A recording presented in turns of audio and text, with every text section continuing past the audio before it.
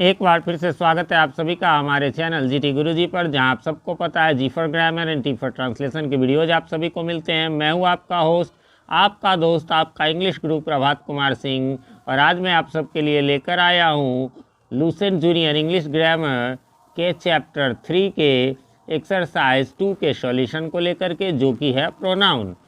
तो इसमें हम लोग पढ़ लेते हैं क्या दिया हुआ। Direction, fill in the blanks with the suitable pronouns, है ना। इसमें से जो है प्रोनाउन से भरना है चूजिंग फ्रॉम ब्रैकेट्स। यहाँ पर मिसिंग है फ्रॉम, है ना, ये टाइपिंग एरर है।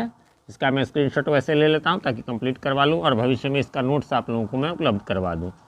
तो आपको ब्रैकेट्स में से जो है वो चुनना है प्रोनाउंस को। Do as shown in the example, जैसा कि एग्जाम्पल में दिया गया है।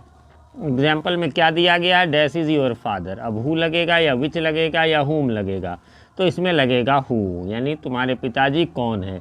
विच जो है निर्जीव के लिए लगता है, इसलिए नहीं लगेगा। और हुम जो है वह इसलिए नहीं लगेगा क्योंकि वह एडजेक्टिव का काम करता है। हुम डू यू लाइक वगैरह वगैरह, तब जा कर के ये होगा किसको, है ना। इसका अर्थ है यहाँ तो हिंदी मीनिंग से भी आप समझ सकते हैं। डैश इज़ माई ब्रदर, भाई ब्रदर है तो निश्चित रूप से ही होगा, सी हो नहीं सकता, इट हो नहीं सकता। तो ऐसे ही आपको चुन चुन करके भरना है।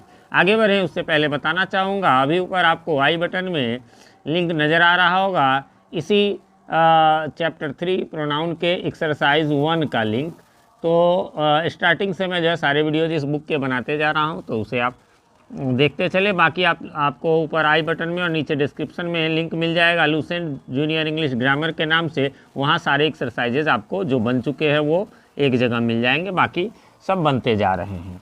और इसके अलावा ये एक चीज़ और मैं बताना चाहूँगा कि ये तो आपका सॉल्यूशन वीडियो है, यानी इसमें मैं आंसर बता रहा हूँ। वैसे समझाऊँगा भी, हिंदी मीनिंग भी बताऊँगा, लेकिन यदि प्रोनाउन को आप अलग से जानना चाहते हैं, इसके अलावा नाउन, टेंस, वॉइस, नरेशन, इन सबको, तो उसके लिए भी आप डिस्क्रिप्शन में चेक कर लें। ऊपर आई बटन में भी आपको मिल जाएगा ग्रामर टॉपिक्स इन इंग्लिश के नाम से वो प्लेलिस्ट बना हुआ है। चलिए तो अब शुरू करते हैं। पहला है दिस पेन इज़ डैश, है ना। क्या होगा, यू की योर्स की your.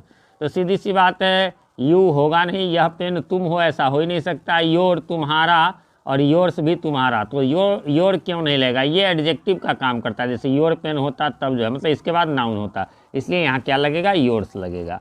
I have a shirt dash is blue, है ना। तो इसमें क्या हो जाएगा, हु बिल्कुल नहीं होगा क्योंकि हु केवल पर्सन यानी व्यक्ति के लिए लगता है। विच लग सकता है, वाट बिल्कुल नहीं लगेगा, है ना।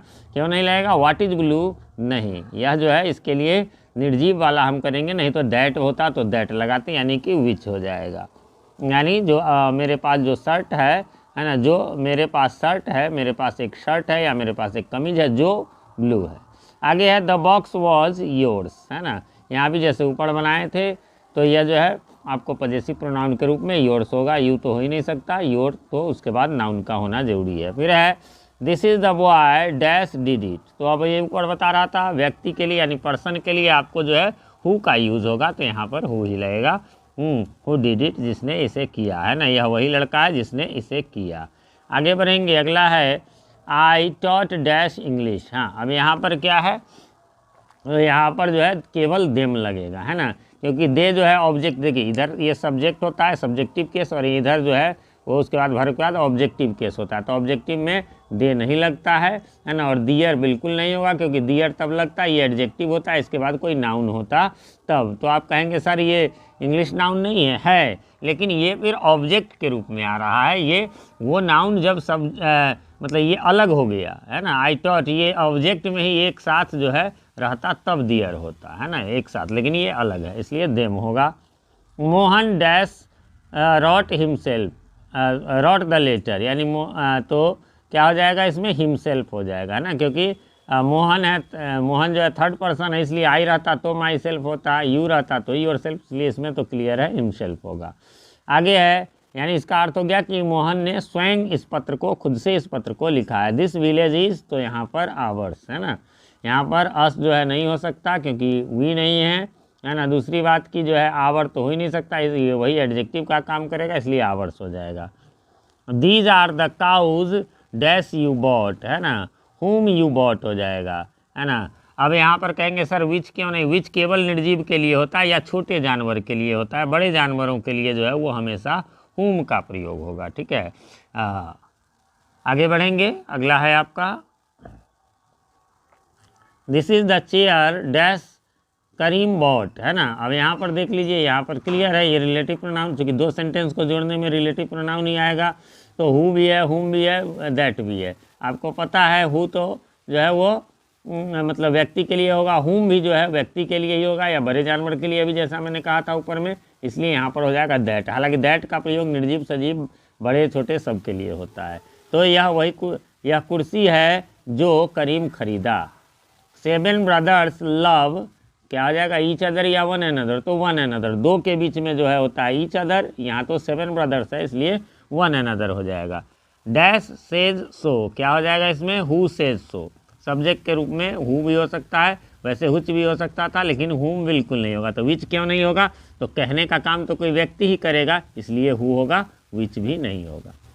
He has a cow dash is very lazy, तो यहाँ पर भी हु, मैंने कहा भी हु हुम ये सब जो है बड़े के लिए मतलब बड़े जानवर या सजीव व्यक्ति के लिए होगा, है ना, व्यक्ति के लिए होगा या बड़े जानवर के लिए होगा, और जबकि विच जो है निर्जीव के लिए होगा और दैट जो है वो दोनों के लिए होगा, है ना। तो उसका एक कुक है ना, उसका एक रसोइया है जो बहुत आलसी है। आगे बढ़ेंगे, we dash saw this pen, है ना, तो वी का जो है वो रिफ्लेक्सिव जो है या इम्फेटिक के रूप में, जिस दोनों ही रूप में आवर सेल्फ होता है, यहाँ पर हो जाएगा हम लोग खुद ही इस कलम को देखे या हम लोगों ने खुद इस कलम को देखा, है ना, खुद या स्वयं के लिए आवर सेल्फ वी है। तो शी राइट्स हर सेल्फ, तो यहाँ पर शी के लिए हर सेल्फ ही होगा, बाकी हर तो यहाँ हो ही नहीं सकता क्योंकि वर्ब का कोई ऑब्जेक्ट नहीं है ना, तो इसलिए हर सेल्फ हो जाएगा। हर्ष तो हो ही नहीं सकता, हर को उसको कैसे लिखा। वी आर लर्निंग इंग्लिश, है ना, which is a fine language, हम लोग अंग्रेजी सीख रहे हैं जो एक अच्छी भाषा है। यहाँ पर भी वही हु नहीं हो सकता, है ना, विच हुआ ही है और वाट नहीं हो सकता। डैश आर प्लेयर, तो यहाँ तो सब्जेक्ट के रूप में केवल वी ही होगा, देम और आवर्स तो सब्जेक्ट के रूप में होता ही नहीं, हम लोग खिलाड़ी हैं तो इसलिए वी लगेगा। 17 नंबर में आएंगे हम लोग। 17 नंबर में आपका है डैश इज़ दिस बुक, तो ये आप सबको याद होगा, हुज इज़ दिस बुक, हम लोग ऐसे कहते हैं यह किसकी कलम है, ये लाइन आप रट लें, यह किसकी किताब है, यहाँ अर्थ हुआ हुज इज़ दिस पेन, यह किसकी कलम है, इत्यादि आदि जो है होता है। दे लव डैश कंट्री, तो दे के साथ जो है वो दियर ही होगा, है ना, देम तो अकेले में वो ऑब्जेक्टिव केस में होगा, दियर जो है वो लास्ट में रहता है, उसके बाद कुछ नहीं तब, इसलिए हो जाएगा दियर कंट्री, एडजेक्टिव का काम यहाँ पर पॉजेसिव एडजेक्टिव का काम कर रहा है। उसके बाद है डैश रॉट द महाभारता, है ना, तो यहाँ पर नेचुरल है, कोई व्यक्ति ही लिखा होगा इसलिए हु होगा, किसने महाभारत लिखा। और लास्ट आपका एक बच गया, वी कॉल्ड डैश हियर, है ना, वी कॉल्ड देम, है ना, ऑब्जेक्ट के रूप में, कॉल्ड ऑब्जेक्ट के रूप में आया इसलिए ऑब्जेक्टिव केस लगेगा, देम लगेगा। इस प्रकार से फ्रेंड्स ये यहाँ पर समाप्त हो गया। उम्मीद करता हूँ आपने मिला लिया होगा, कोई कन्फ्यूज़न नहीं होगी। फिर भी कोई कन्फ्यूज़न हो तो कमेंट करें, मैं रिप्लाई ज़रूर देता हूँ, थोड़ी देर से ही सही। और किसी क्वेश्चन के आंसर में यदि कोई क्वेरी हो, कुछ पूछना हो तो आप क्वेश्चन को ही कमेंट करें जिससे कि मैं डायरेक्ट आंसर दे सकूँ, अन्यथा फिर बुक निकालो और इसमें थोड़ी सी परेशानी होती है। चैनल पे नए हैं या चैनल को सब्सक्राइब नहीं किया है तो प्लीज़ इसे सब्सक्राइब कर ले और साथ में नोटिफिकेशन बेल में ऑल को प्रेस कर ले, जिससे कि हमारे आने वाले वीडियोज़ सबसे पहले आप तक पहुंच सके और पहले की वीडियोज़ आपको ढूंढने में आसानी हो। मिलते हैं अगले वीडियो में, तब तक के लिए हैव अ नाइस डे। लेकिन जाते जाते वीडियो को लाइक करना बिल्कुल भी ना भूलें। तो मिलते हैं अगले वीडियो में, थैंक यू।